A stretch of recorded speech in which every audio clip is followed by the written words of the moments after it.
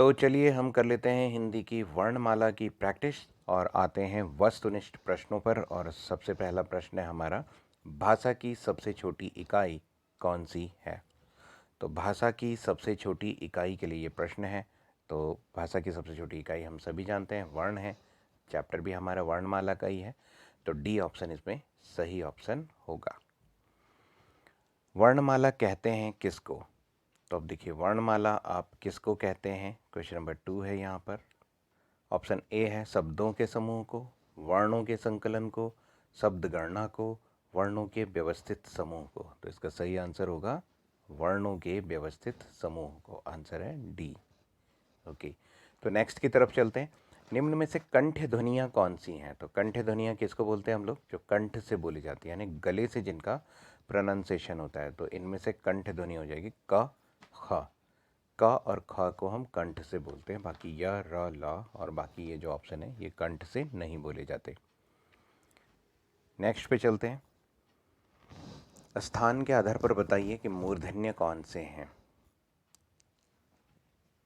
स्थान के आधार पर, स्थान का क्या मतलब होता है? स्थान मीन्स कि कहाँ से ये बोले जा रहे हैं, आपके मुंह के कौन से पार्ट से बोले जा रहे हैं।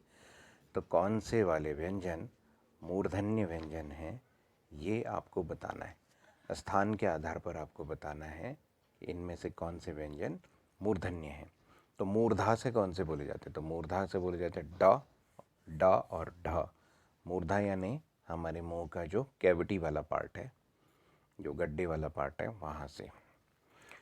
फिफ्थ की बात करें, निम्न में से अल्प प्राण वर्ण कौन से होते हैं? तो अल्प प्राण की बात करते हैं भाई। अल्प प्राण मीन्स जिसमें थोड़ी सी हवा निकलती है, यानी थोड़ी सी देर के लिए जो एयर है वो फ्लो होता है।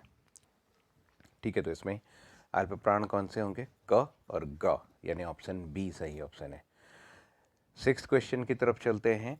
निम्न में से नासिक्य व्यंजन कौन सा है? नासिक्य। अब नासिक्य किसको बोलते हैं? जिसका प्रोनाउंसिएशन नाक से करना पड़े। तो ये या जो है वो नासिक्य व्यंजन है, तो ऑप्शन बी सही ऑप्शन है।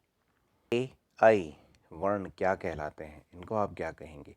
क्या ये नासिक्य हैं, मूर्धन्य हैं, औष्ठ्य हैं या कंठ तालव्य? तो ये कंठ तालव्य हैं। इनको हम बोलते हैं कंठ तालव्य।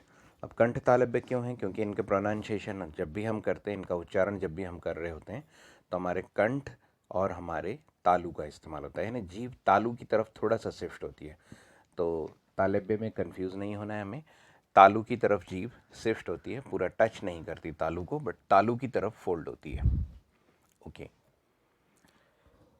हिंदी वर्णमाला में अयोगवाह वर्ण कौन से हैं? तो अयोगवाह किसको बोलते हैं? अयोगवाह का मतलब होता है जिसमें हवा का फ्लो थोड़ा तेज होता है, जैसे अंग, आह, आह। तो आह जब हम बोल रहे हैं तो उसमें हवा का फ्लो हो रहा है, तो इनमें अनुस्वार लगा हुआ होता है। मतलब इस तरीके की बिंदियाँ जो लगी होती हैं, आपका अंग के ऊपर एक बिंदी है, आह के पीछे से ये बिंदी है, तो इनको अयोगवाह वर्ण बोलते हैं। तो इसका आंसर है डी। नेक्स्ट, निम्न में से बताइए कि किस शब्द में द्वित्व व्यंजन है। अब द्वित्व कौन से व्यंजन होते हैं? द्वित्व का मतलब होता है जैसे कि त है और उस पर फिर त है, तो आधा त पूरा त, आधा ल पूरा ल। तो इस तरीके से इसमें ऑप्शन हो जाएगा सी, दिल्ली। तो ये द्वित्व व्यंजन है। द्वित्व का मतलब यहाँ डबलिंग हो रही है साउंड्स की, तो ल और ली दोनों में ला की रिपीटेंसी हो रही है। क्वेश्चन नंबर 10 की बात करें तो श, श, श, ह कौन से व्यंजन कहलाते हैं? तो इनको हम बोलते हैं ये संघर्षी व्यंजन कहलाते हैं। व्यंजन हमारे संघर्षी व्यंजन कहलाते हैं। क्वेश्चन नंबर 11, निम्नांकित में से बताइए कि नवीन विकसित ध्वनियाँ कौन सी हैं?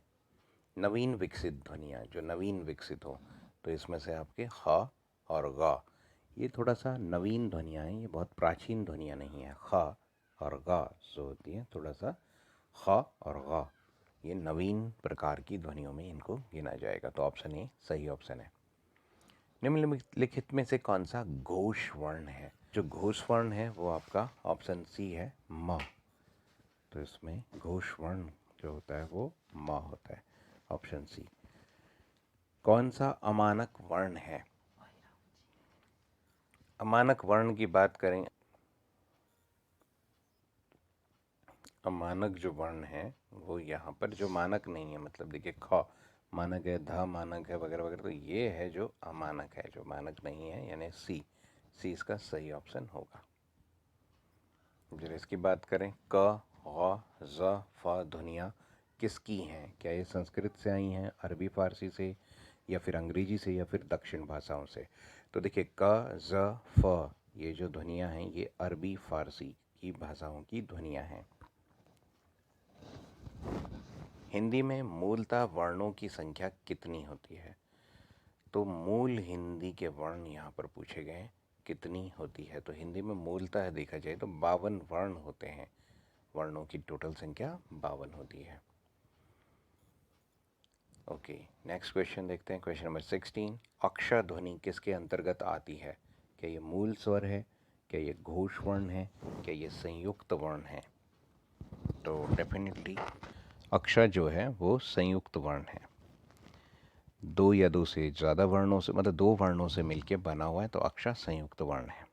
ज्ञ वर्ण, जो ज्ञ वर्ण है वो किन वर्णों के संयोग से बना हुआ है? तो वो ज और या के संयोग से बना हुआ है। ज और या के संयोग से ये वर्ण बना हुआ है। अघोष वर्ण इनमें से कौन सा है?